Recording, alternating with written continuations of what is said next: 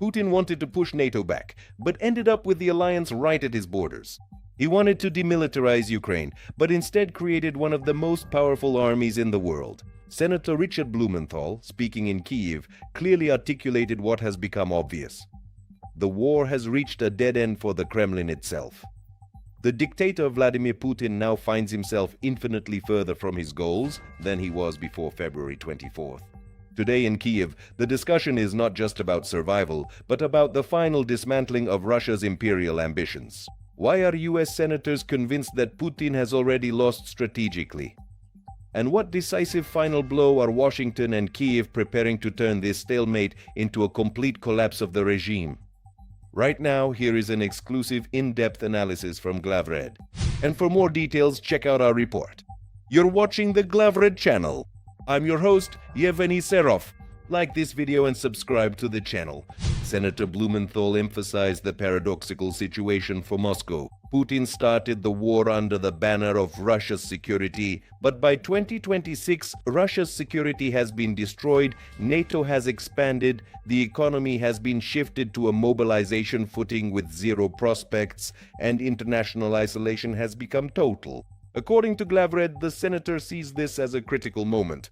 Putin realizes that his military goals are unattainable, but he is afraid to admit defeat. This state of strategic paralysis makes the Kremlin dangerous, but also extremely vulnerable. Blumenthal is convinced it is precisely now, when the enemy has hit a wall, that a decisive blow must be dealt to his ability to wage war. In order to turn Putin's deadlock into a victory for Ukraine, the senators are demanding decisive action from the White House.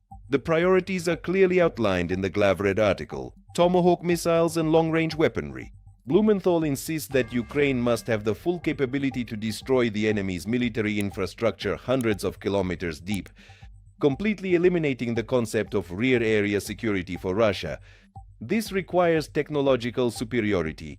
While Russia is spending the remnants of its Soviet stockpiles, Ukraine must receive the latest electronic warfare systems and AI-powered drones that will make Russian meat assaults physically impossible. We cannot allow Putin to freeze this stalemate. We must help Ukraine break it open, the senator concludes. The most important point in Blumenthal and Graham's program is the elimination of the Kremlin's financial cushion. Glavred reports that a law is being prepared which will introduce secondary sanctions against anyone who helps Russia circumvent the oil price cap. Putin was counting on the shadow fleet and alternative markets, but in 2026, the West is ready to close these loopholes.